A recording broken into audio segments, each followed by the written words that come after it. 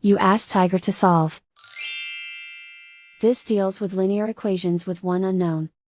The final result is r equals -4. Let's solve it step by step. Swap sides. Isolate the r. Multiply both sides by inverse fraction 4 over -5. Move the negative sign from the denominator to the numerator. Group like terms. Multiply the coefficients. Simplify the arithmetic.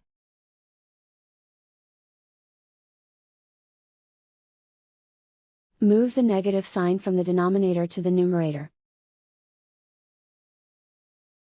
Multiply the fractions. Simplify the arithmetic.